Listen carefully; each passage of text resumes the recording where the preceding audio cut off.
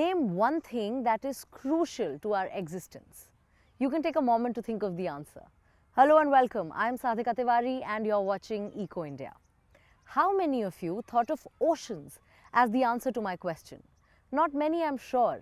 Even though 71% of our planet is just water and a majority of this is in our oceans.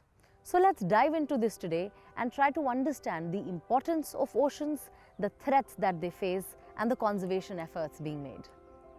Speaking of oceans, coral reefs are an important part of the marine ecosystem and they also protect coastal areas.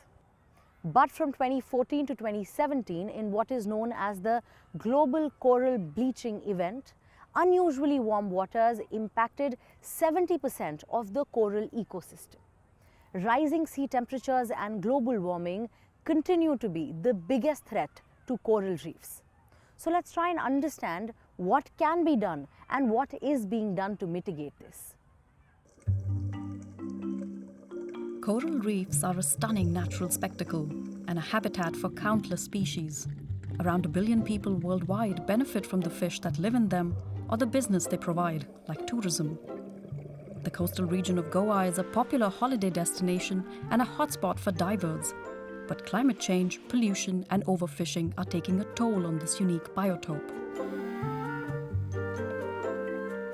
It is estimated that almost 50% or 60%, depending on who you speak to, will say that 50 or 60% of the corals worldwide have gone and they are not coming back. And this has happened in the last decade, which is not very long ago when you think about it, even in our lifetimes. Former banker and passionate diver Venkatesh Chadlu could no longer stand by and watch. He and his fellow campaigners founded the organization Coastal Impact. Their plan is to carefully remove fragments of Goa's intact coral reefs and replant them in the sea elsewhere along the coast. A team of marine biologists and numerous volunteers first descend into the sea to prepare a kind of nursery for the new arrivals.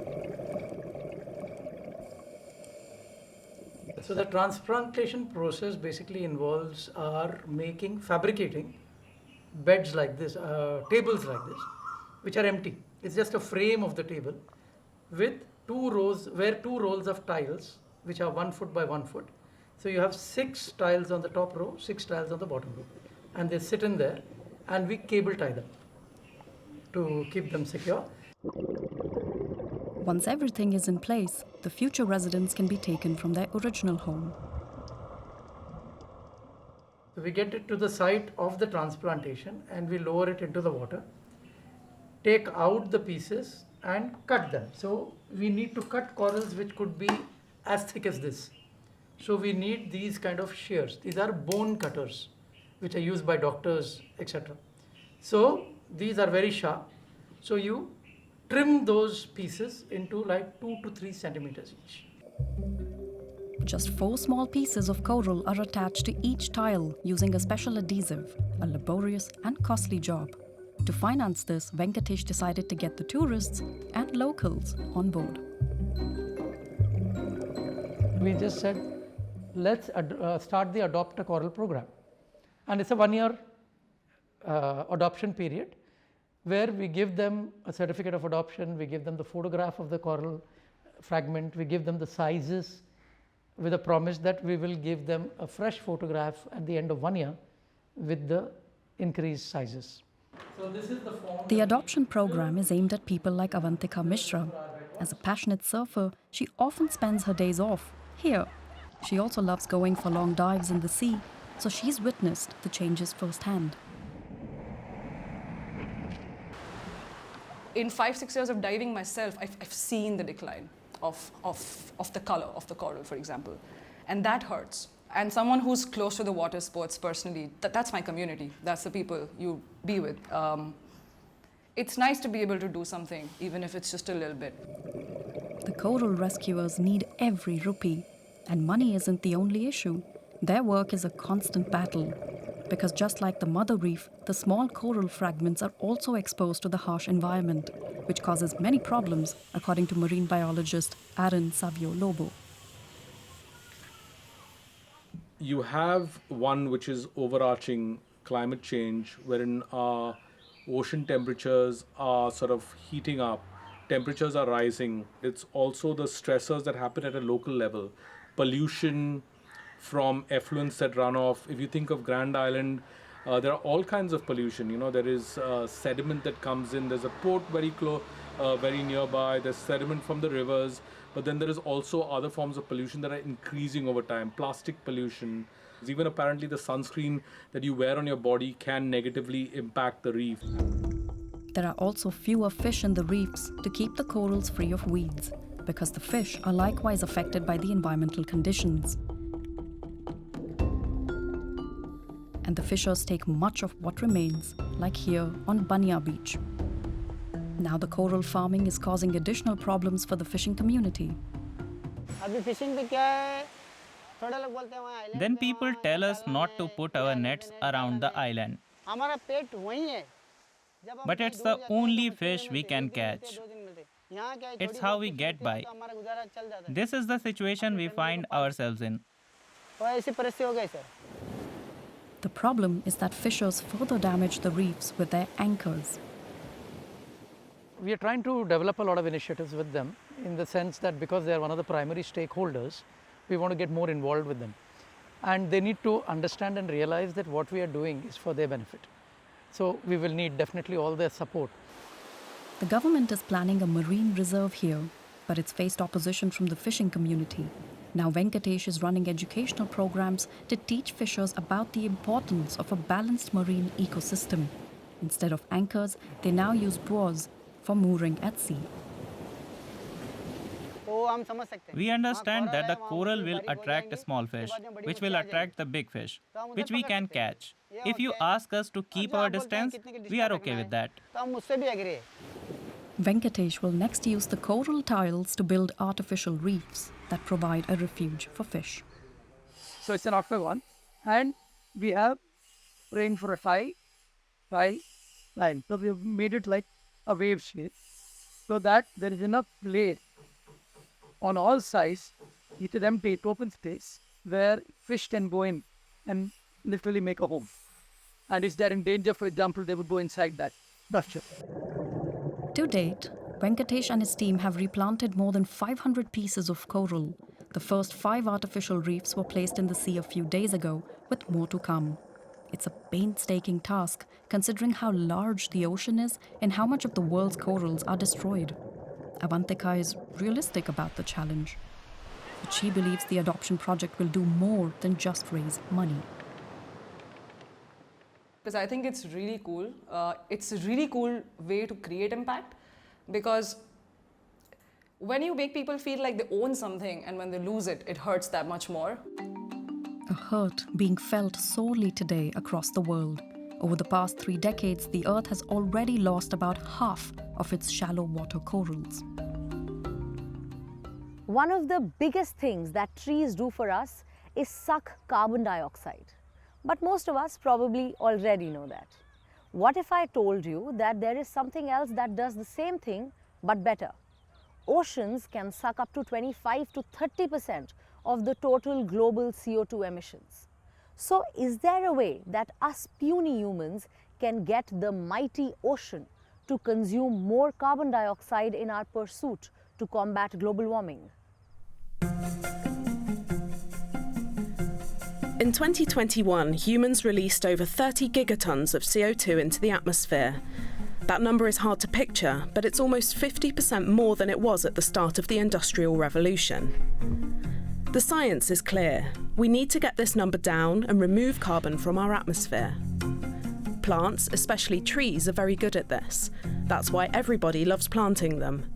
They take in around 7.5 billion tonnes of CO2 each year.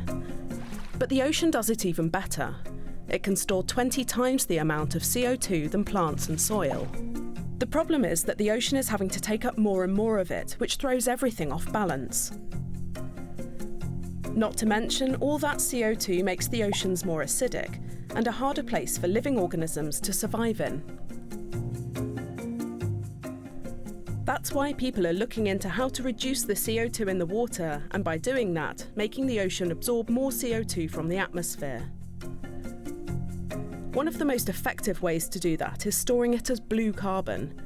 Blue carbon refers to our marine and coastal ecosystems, because oceans, seagrasses, tidal marshes and mangroves take in carbon dioxide down to their roots and store them in the sediment below. Coastal environments account for half of what's sequestered in the ocean's sediments. If you compare the Amazon rainforest with a mangrove area, so we can say that between 5 and 10%, 10 times more carbon dioxide is sequestered and stored in the sediments in a mangrove area compared to the forest, terrestrial forest. This is Maria Claudia Diaz-Granados Delgado. She's the Blue Carbon Director at Conservation International. She works with communities, local governments and organisations to restore coastal ecosystems.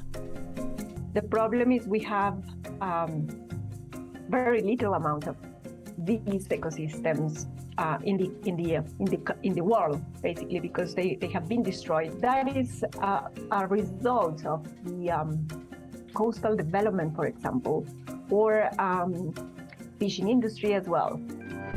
The problem with destroying ecosystems is not only that they're no longer able to take in any more carbon, it's also that the carbon they had stored gets released back into the atmosphere. Delgado has been involved in restoring an 11,000 hectare mangrove forest in the Bay of Cisparta on the coast of Colombia.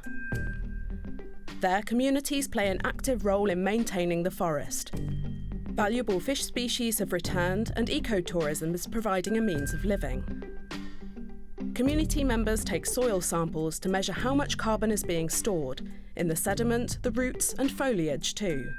Delgado expects the carbon payoff to be big, but knowing just how big will take time we don't have.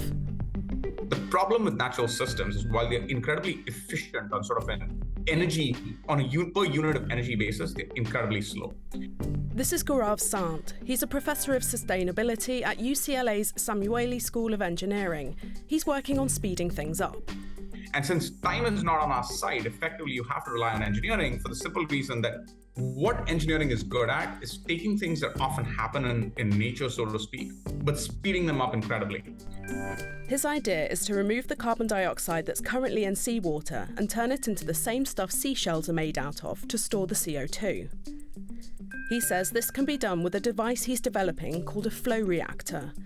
Seawater flows through a mesh with an electrical charge running through it. This causes carbon dioxide to dissolve and combine with the calcium and magnesium that's native in seawater to form limestone and other minerals. The flow reactor spits these hardened rocks back into the ocean, along with the seawater that's now clean of carbon dioxide. Carbon management is not a scientific challenge, it's a scaling challenge, right? And it's an economic challenge. So being able to demonstrate that carbon management technologies are accessible, affordable, and scalable is really what we need to do. Gaurav's team isn't the only one working on sequestering carbon in marine rock. If you've ever walked along a beach, you've walked along the area where this guy thinks we can have the most impact. Sometimes we like to say the solution here is we just need to bring sand to the beach. This is Tom Green, the CEO and co-founder of a company called Vesta. Vesta proposes adding a natural carbon-sucking mineral called olivine onto coastlines to rid the planet of carbon emissions. They estimate we can capture 1 billion tonnes of it pretty easily. We'd need about 0.25% of the area of coastal shelves in order to do that. Extracting olivine doesn't require chemical processing. It's just dug out of the ground and ground up into a sand. It's found all over the world and is one of the most abundant natural minerals on the planet. When rain falls on olivine, the rock dissolves a little bit and causes a chemical reaction that takes carbon dioxide from the atmosphere. This mixture then gets washed into the ocean, where organisms like corals and shellfish use it to make their calcified bodies. So this is nature's way of turning atmospheric CO2 into rock. Adding olivine to shorelines helps speed up what's already happening in the oceans. Vesta recently completed their first pilot project on the eastern seaboard in the US, in Southampton on Long Island in New York. Coastal erosion over time meant the community had lost their beach and the local harbour had become nearly unnavigable for ships. They brought in sand to reconstruct the shoreline, and Vesta added ground olivine to it. Now they wait to determine if it'll do what they think it should. We're measuring everything from an ecological point of view.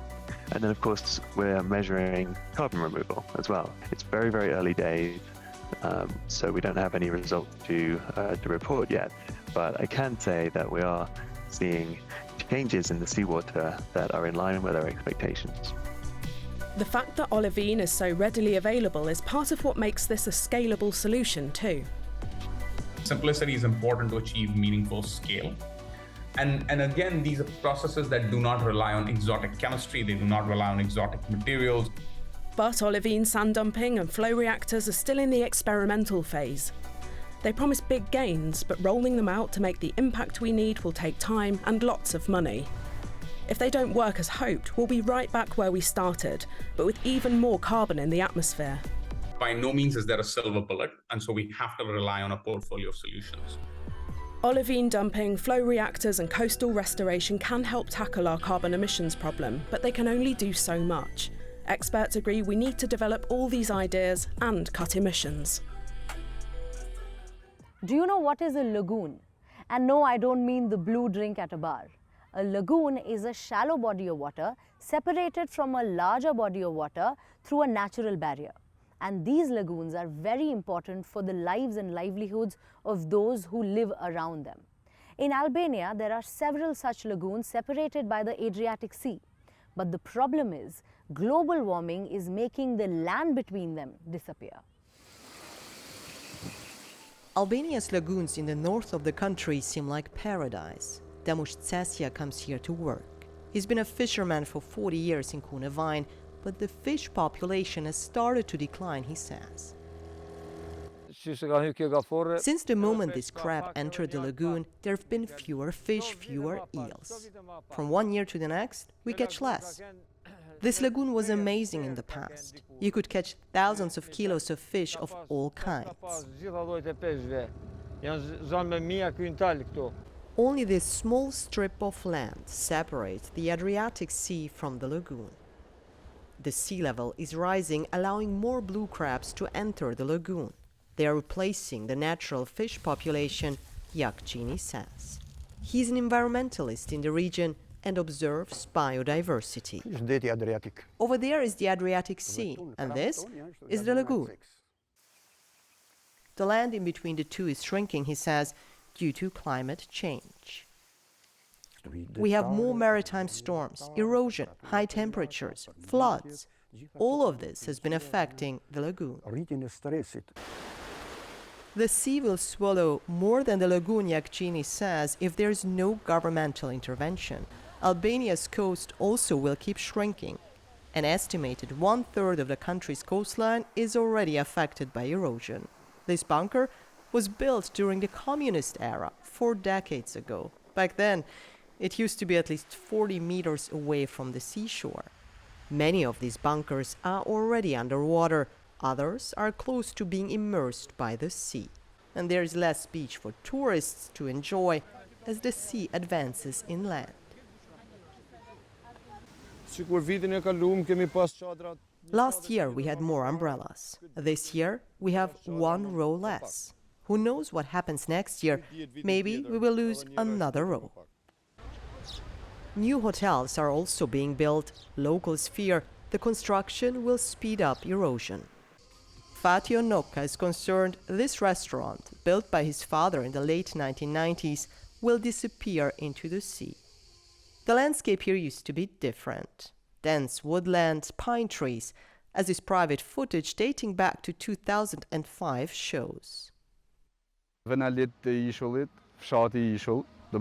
The locals from the village used to come here. Back then everything was green. It was like a forest, like the Amazon. But now you can see for yourself. Not much is left from that time. Most of the trees are gone, taken by the sea and by people, local villagers who illegally cut them down. Fewer tourists come here to visit, which means less revenue for his restaurant. My entire family has invested all the money here in the business, and we are very sad about what's happening because it's our life's investment at stake. The Albanian government should be doing much more to stop erosion, he says. We are headed to the capital, Tirana. In the environmental ministry, we meet Claudiana Marica. She's tasked with coastal conservation. What we suffer is the implementation, the lack of the financial resources, and also of the human resources, because when we are talking about the financial resources, this is also linked with the human resources that are needed to work on the implementation process. Less than 1% of the national budget is set aside for environmental protection, she says, and estimates Albania would need to spend 30 times as much money that the impoverished country lacks. Back in the lagoon Cunevine, the existential threat is growing for people who make their living here.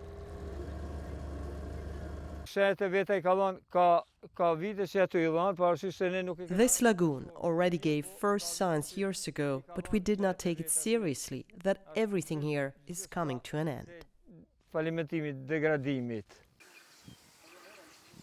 Dimush says the times when he pulled in kilo after kilo of fish are long gone. More and more fishermen are quitting. Blue crab, that's the only thing now abundant here.